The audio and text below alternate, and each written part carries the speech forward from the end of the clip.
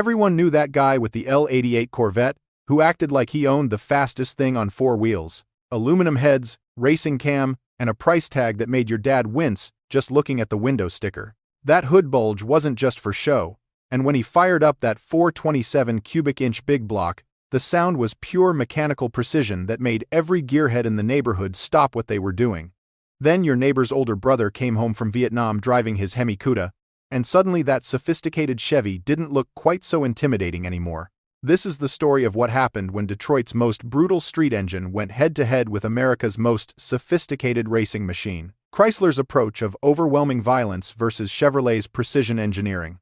What nobody expected was how this battle would expose the difference between impressive engineering and actual performance. And wait until you hear what happened when these two legends finally faced off at drag strips across America in 1970. The 426 Hemi wasn't built to be civilized or user-friendly. This was Chrysler's declaration of war against anyone foolish enough to line up next to one at a red light. When Mopar engineers put hemispherical combustion chambers in a street engine, they were creating mechanical violence with license plates. Walking up to a 426 Hemi-powered car felt like approaching something that had escaped from a drag strip. That distinctive dual snorkel air cleaner looked ready to inhale small children. And the sound, when someone fired it up, was part mechanical symphony, part controlled explosion, the kind that made your chest vibrate from half a block away.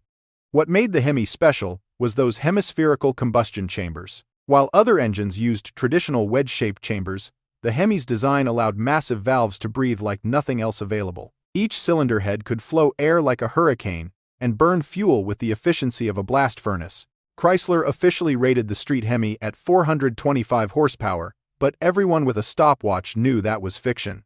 Independent testing consistently showed street Hemi making between 470 and 500 horsepower at the flywheel, with enough torque to twist the frame if you were not careful, for around $4,000 all in. A Hemi Cuda or Challenger cost serious money, but when you experienced what 500 horses felt like trying to tear the car apart, every penny seemed justified. While Chrysler was building engines like siege weapons, Chevrolet took a completely different approach with the L88. This was not about brute force. This was about surgical precision and building the most sophisticated racing engine that money could buy. The L88 427 was everything the Hemi was not. Aluminum cylinder heads kept weight down and improved heat transfer. A radical solid lifter camshaft was designed for sustained high revolutions per minute operation. The compression ratio was so high that the engine required racing fuel simply to survive. Chevrolet officially rated the L88 at 430 horsepower. But like the Hemi, that number was fiction designed to keep insurance companies happy. Independent dyno testing showed L88s making between 540 and 560 horsepower at the flywheel, numbers that made even Hemi owners question their choices. At $4,718 for the L88 option alone, this was the most expensive engine Chevrolet had ever offered. Add that to a Corvette's base price, and you were looking at over $9,000, more than most houses cost in 1970. Chevrolet only built 116 L88 Corvettes that year, making them rarer than most exotic European sports cars. Chevrolet's precision engineering created a beautiful nightmare for anyone brave enough to buy an L88. This was not an engine you could fire up and drive to the grocery store. It was a racing machine that required racing knowledge, racing fuel, and racing courage. The L88 needed 103-octane racing fuel just to survive. Try to run it on pump gas, and you would be shopping for a new engine before the first tank was empty. The camshaft was so radical that the engine barely idled, and the cooling system was marginal at best. Most L88 owners discovered they had bought the most intimidating Corvette ever built, and they were terrified to actually use it. The engine was happiest above 4,000 revolutions per minute, screaming toward redline with violence that made seasoned drag racers question their life choices. Meanwhile, the Hemi was designed for exactly the kind of abuse that street racers dished out. It ran fine on pump gas, made massive torque from idle to redline, and could be beaten mercilessly without drama. When car and driver tested both engines, the results shocked everyone. The Hemi Cuda ran 13.1 seconds at 107 miles per hour, with street tires and pump gas. The L88 Corvette managed 13.3 seconds at 108 miles per hour. but only after extensive tuning and racing fuel that cost more per gallon than most people made per hour. The summer of 1970, drag strips across America became the battleground for Detroit's two most legendary engines. Every Friday and Saturday night, Hemi-powered cars and L88 Corvettes were lining up at the Christmas tree, each carrying the hopes of their respective automotive religions. The typical race started with the L88 Corvette, looking like the clear favorite. That sleek fiberglass body, those advanced aluminum heads, and the simple fact that everyone knew it cost nearly twice as much as the Hemi car. Then both cars launched, and reality hit harder than a freight train. The Hemi Cuda would leap off the line like it had been shot from a cannon, those massive rear tires hooking up and transferring every ounce of torque into forward motion. The L88 Corvette would launch hard too, but the Hemi kept pulling with relentless power that made physics textbooks obsolete. By the 8th mile marker, the Hemi was typically ahead by a full car length, and still accelerating. The time slips told a story that Chevrolet engineers probably wished they could erase.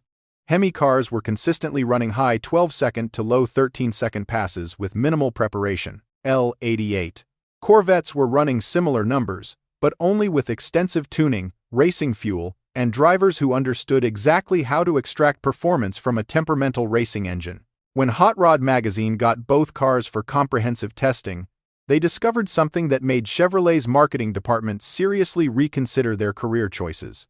The L88's sophisticated engineering was actually working against it in real-world conditions. The Hemi Cuda they tested ran consistent 13.0-second quarter-mile passes on pump gas with street tires. No drama, no special tuning, and no racing fuel required. Just mash the throttle and collect time slips. The L88 Corvette was a different story. On racing fuel with optimal tuning, it could match the Hemi's times. But on pump gas, which is what most owners actually used, it ran mid-13-second passes and felt disappointing everywhere except at wide-open throttle, above 5,000 revolutions per minute.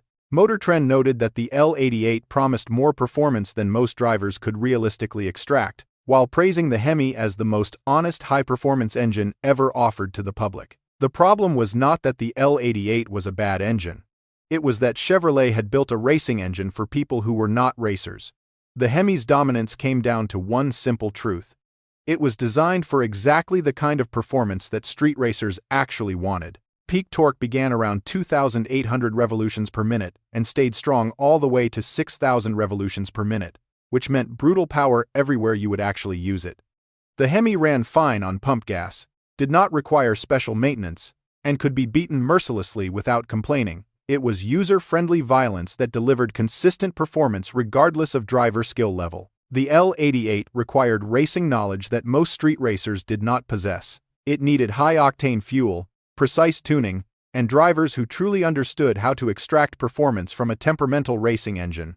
In the right hands, with the right preparation, it could be absolutely devastating. In typical hands, it was just expensive.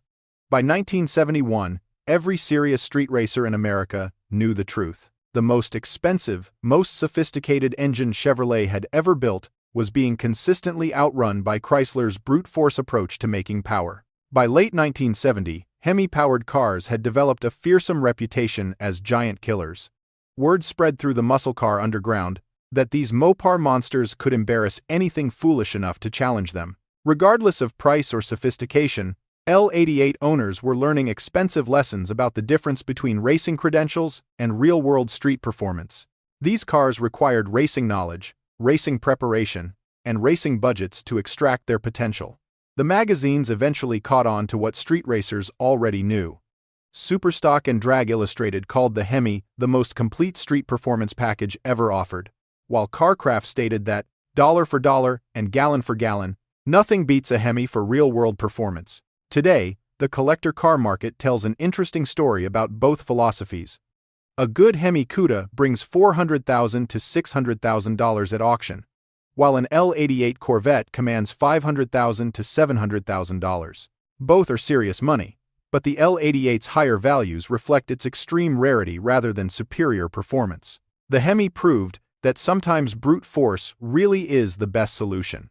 Chrysler built an engine that delivered massive, usable power, with minimum drama and maximum reliability. The L88 represented everything that was both right and wrong with Detroit's approach to ultimate performance, a magnificent racing engine that was almost too advanced for its intended market. Both engines taught an entire generation important lessons about performance philosophy. The most sophisticated solution was not always the most effective solution, and sometimes the best engineering was the engineering that actually worked for real people in real situations. So there you have it, the 426 Hemi versus the L88 427, and the story of how Chrysler's brute force approach conquered Chevrolet's sophisticated engineering. The Hemi proved that sometimes the best solution is the simplest solution. Massive power delivered reliably with minimum drama. Which philosophy speaks to you? Do you respect the L88's advanced engineering and racing pedigree, even knowing it required expert knowledge to use properly? Or do you appreciate the Hemi's honest brutality and user-friendly violence, proving that the best performance comes from engines that actually work for real drivers? Let us know in the comments, and get ready for a debate that has been raging since these engines first met at drag strips 50 years ago. The sophisticated versus the brutal. And in this case, brutal won by a landslide. If you enjoyed tracing this origin with us here on American Muscle Soul, tap like, subscribe, and stay with the channel for more deep mechanical stories that keep automotive history alive.